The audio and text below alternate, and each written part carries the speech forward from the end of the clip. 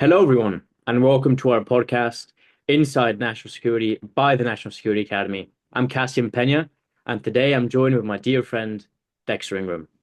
Hi, Cassian. Really excited to be here today. So today we have a very special episode, I believe. We're recording this on Sunday, September 14th, just a couple of days after 9/11, of course, the 11th of September 2001. So, I mean, Dexter, I'm based in New York at the moment, right? And throughout the city, being there in 9/11, or at least 20-ish years after, right? It's still a very present feeling that one has when one walks down the streets, especially down at the financial district. And many years later, you still have this feeling of honoring those people who fell during that day, if it's firefighters, and then just normal people who just wanted to go to their jobs, right? Many of them were parents, were young professionals. So can you just tell me a bit about your perspective on this very impactful event? Yeah, as you kind of look back, hindsight's 2020, and one of the things that the 9/11 Commission actually said was we lacked a failure of imagination. That's what we couldn't think about these possible threats and attacks. If you look back on the history of kind of terrorism in Western civilization, you start off with basically the Munich attacks in 1972 at the Olympic Games. Certain countries like the French, the Israelis, Great Britain, and then the US started building out counterterrorism teams. And then, further in the 70s, you had Carlos the Jackal, who actually kidnapped oil ministers at OPEC and ransomed them off to some of the richest countries in the world. Every time that he would have hostages, whether in Vienna, whether in Paris, leaders just gave him an airplane. And one time he went to Libya, another time he went to Iraq. Imagine that. Imagine having an airplane full of hostages and you have a pilot that will take you anywhere. Um, that would have been devastating if something like a 9/11 attack would have happened back then. There's always been this kind of failure of imagination. And I think one of the things that I've taken pride in is really looking at trying to get ahead of issues related to weapons of mass destruction because, the consequences are so very, very deadly. We've come a long way, but we still have some ways to go. And in some ways, I think we're starting to forget some of these lessons, unfortunately. And I think people don't even notice looking back now, because I did thorough investigation throughout the past weeks, especially leading up to 9/11 and at that day, of the impacts that that one day and those events, if it's at the Pentagon or in financial district, and then some other places as well, had on our lives, both in America and internationally, right? I would say that the American foreign policy changed quite a bit. We saw the Department of Transportation, right, open up pretty much, and I think the Department of Homeland Security as well, if I'm not mistaken, were created post 9/11. Well, yeah, the Department of Homeland Security was created post 9/11 and it pulled in a lot of pieces from other agencies. We also created the Homeland Security Committee in the House as well as the Senate. So that was an interesting time. I actually got to serve on the Homeland Security Committee. I was in charge of the Science and Technology and Terrorism Policy. I got a phone call, and after 9/11, I think the country was really united. People wanted to help and make a difference. It didn't matter if it was in government, if it was in the private sector, your average citizens. Um, I look back on like the Spider-Man movies where everybody kind of comes together to battle the bad guys. They were like, "You don't mess with New York," you know, Yes. and that's how people throughout the country felt. We were united. Um, yeah, things have changed a lot. Yes. I mean, I think New York still has that spirit of, and nobody can mess with New York. I mean, that's what the city is known for, right? And then, I mean, let's look at something which is very prevalent and what one can see looking back at American history or modern American history in the last decades or so. I mean, basically, due to 9/11. the United States initiated its war on terror, right? Invading and going into Afghanistan, then 2003 into Iraq, the fifth largest crude petroleum producer, and Syria, Somalia, Libya, and then some other countries as well, right? And so you can see that change. I think it was around 6 trillion US dollars, which were spent on all of this, on the war on terror. So I mean, this is serious. What's your take on all of this? What's the impact you think it had? I think, too many people get caught up in what I call shooting zombies, just focused on the here and now and not looking ahead. And when he went into Afghanistan fundamentally to get Osama bin Laden, years later we found him in Pakistan, Iraq. Wow, there was so much to unpack there. When we went into invaded Iraq, we didn't understand the dynamics on the ground. And when you basically disband the Ba'ath Party, and all the police and anybody who is related to law enforcement are not getting paid anymore. Eventually, that led to the creation of ISIS. Mm. It was a whole nother set of problems. So I feel like we're kind of there again right now, because what we've seen around the world is the stopping of prevention programs to prevent folks from being radicalized, Right. stopping of reintegration and rehabilitation programs, especially over the past year. And it actually, it's not a political thing. I think that this current administration, that's choice they made. But even in the last administration, the counterterrorism coordinator really wasn't into prevention programs, which I think is really unfortunate, because I think the administration at large was really into these kind of efforts. Right. And I guess my point is just to remember what happened, that failure of imagination, that long-term vision is super, super important. Dexter, I like that very much. Failure of imagination. I mean, one always has to think about the positives that can occur, but also, of course, the negatives, right? Like if it's in economics or whatever other sector, you always have to think about this when developing an idea and putting it into action, especially if so many normal people, just normal civilians are involved, right, within all of this. And at least from what you've told me and the things I know, if we look at counterterrorism and then, of course, the WMD, weapons of mass destruction units, etc., from what I've seen, though, after 9/11, you did see more of a focus on counterterrorism and that bureau, and then much more of the efforts that go against people who might have bad intentions, right? Which is exactly in the field that you worked in. So, how would you say that bureau changed throughout the last, let's say, 20 years or so? Well, we saw agencies really starting to build out specialized teams. The FBI created their Weapons of Mass Destruction Directorate. State Department created its Preventing WMD Terrorism team. Homeland Security a while back had the Domestic Nuclear Detection Office.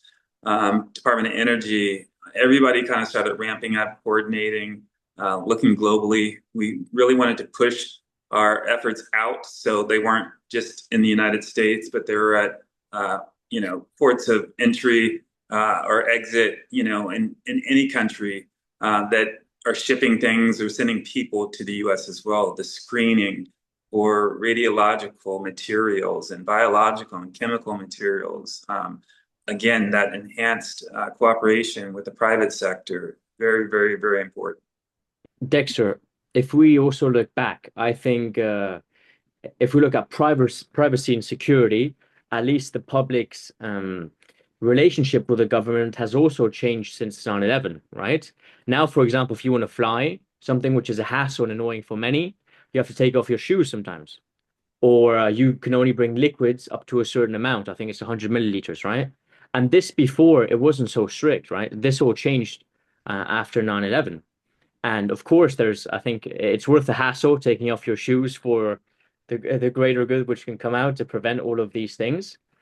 And part of that as well was like some legislations that passed One of them, which I think is important to highlight, is like, let's say the Patriot Act, right? Which was, of course, controversial and people had opinions on it, which basically allowed the government, let's say, to have more information on more, I would say, more private matters that relate to people. So if we see the Patriot Act and all these different legislations, where I think the main belief was, okay, we increase the amount of control, I guess we have, to hopefully limit the amount of terrorism and things that can occur negatively. Do you think that these measures have generally worked? Do you think they were positive or rather negative? I think, you know, the pendulum kind of swings to one extent and then the other. Before 9/11, you know, we weren't thinking about a lot of these things. Most of our priority was domestic policy. It really wasn't the foreign policy focus that we have nowadays. And then after 9/11, again, everybody was unified. We had TV shows like 24 on where Jack Bauer's torturing people to get whatever information to save the world in the next 10 minutes. I think, again, right after 9/11, a lot of folks said, we're okay with that. But then we started seeing more mass surveillance. We started questioning some of the methods. The FBI in particular didn't believe in, you know, enhanced interrogation where the CIA did. And then you had jurisdictional issues, black sites overseas. It got a little iffy. And I think the pendulum started to swing back a little bit. I do think that we were in a pretty sweet spot a few years ago, but I think in the last 2 years, year and a half, we've made some mistakes. And I guess if one looks back at all these changes, I think the main mistake which is made sometimes is decisions get made out of emotion, right? Mhm. So if it's the, like I just mentioned, the Patriot Act or all these other things, which ultimately always create a opposite force, right? And then you always have like this back and forth. However, I mean, if wants to look at it maturely, one always has to put one's emotions aside, maybe wait a couple of days and weeks, even though unpopular, because people want to see change now, and make sure that the change that is made is the right one, right? I think we do the same at the in network. We don't just make a change one day to the next because we think it's the right thing out of emotion. We look at it like a corporation organization should, and then make a change. I think that's the right way, right? Yeah, I think, you know, unfortunately, when politics are involved, you know, you kind of get into this popular mentality. And I think it's important to have people around you that are going to say, I disagree, or let's consider this. That's really important. I've had no problem doing that throughout my career. And I think that the good part is I've had bosses that have listened. You know, this goes to like diversity of input, not talking skin color or anything like that. I'm talking experiences.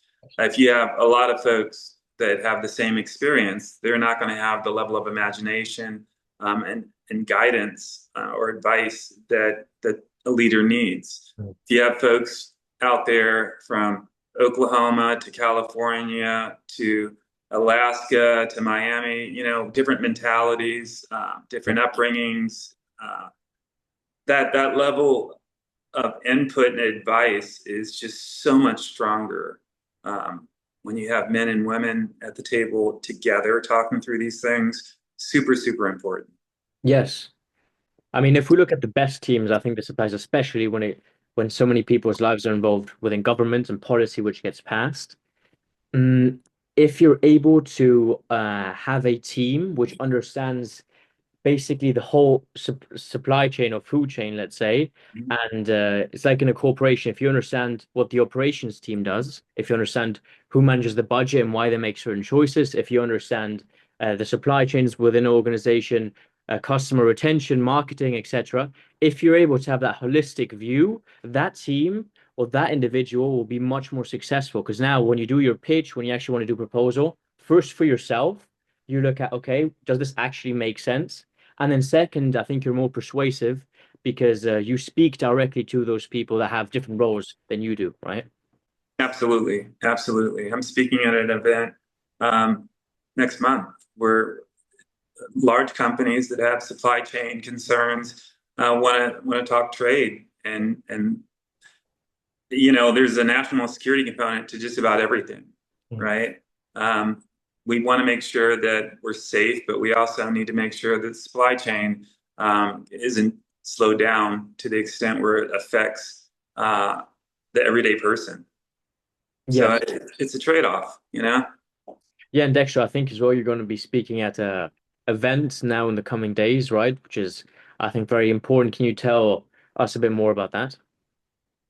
Yeah, I just spoke at Globally's Eagle event. They had an Eagle Summit, which is basically emerging global leaders this weekend, uh, right after 9/11. I was fortunate enough to be able to speak to George Mason, their counterterrorism students, on 9/11, which was last Thursday. And I just have a number of keynotes coming up. Some are kind of just small community focused, others are corporations. But yeah, it's something that now that I'm out of government, now that I'm officially retired, I can do a lot more public speaking. So I'm Mhm. looking forward to that. I've also created a Substack called Codename Citizen, which kind of outlines a lot of the things that I've learned over the years. It's not political in any way, but it is a national security thoughts, taking a lot of historical context and applying it to today. Pretty much everyone that follows these videos that we create in the podcast and all the other webinars that we do with very senior people, right, within national security, etc. They're aware that you released your book, The Spy Archives, bestseller on Amazon, and truly, I mean, in such a short time had such great success. And what that book does, again, it like you said, it looks at the history of things and how things evolve, and just showing us that, we live in a time that isn't so different than the ones that maybe the people lived in 1500s, right? So before the United States was founded. And one thing which one theme that I want to touch up on, I know your opinion, is in my eyes, looking at the United States pre 9/11 and post 9/11. I noticed that during that early decade of the or early yeah, decade of the 2000s, right? The US was pretty much the main superpower. I mean, I would say the US pretty much ruled many things. It was more of a unipolar system. And then post that huge investment in foreign policy, depleting of resources, of course, to some extent necessary, to some maybe too much, other countries, which now are competitors, let's say Russia and China, looked much more internally and wanted to grow their internal economies, etc. And now it's clear that we live in a multipolar system, right? The US isn't the leader that it was 2 decades ago. Now we have true leaders which are pushing the same weight that we are here in the US, right? Yeah, it's interesting because you look at, post-Soviet Union, Russia, a lot of the cooperation that we've done in the counterterrorism world actually has been with some of the former Soviet Union countries. Um, we had a partnership. We co-chaired the Global Coalition to Combat Nuclear Terrorism with Russia. They were the United States' co-chair back in 2006.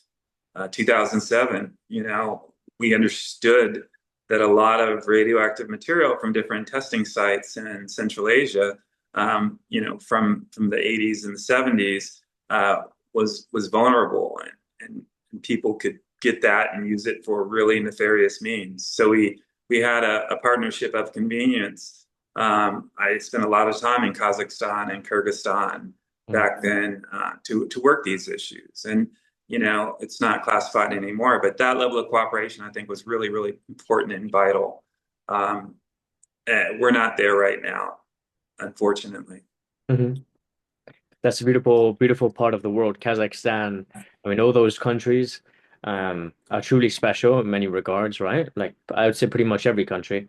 And now to leave it off, Dexter, we look at the effects of 9/11, and I also just wanted to clearly again state the, I guess, condolences and honoring again those exact people who serve our country and that gave up their life for the country. I mean, it said there's nothing greater than that to giving your life to the people that you love and your community and your nation, right?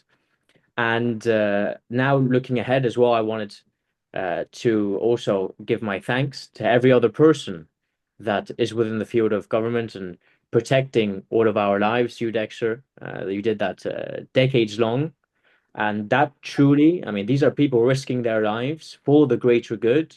That should be valued. And I think we should make that clear as well on the podcast. Yeah, absolutely. Thanks, Cassian. And that's so true. I mean, I've had the privilege of working with people that run towards, excuse me, run towards danger. And I don't think many people understand that. When everybody else is running away and you're running towards something, there's a sense of service there that's super important.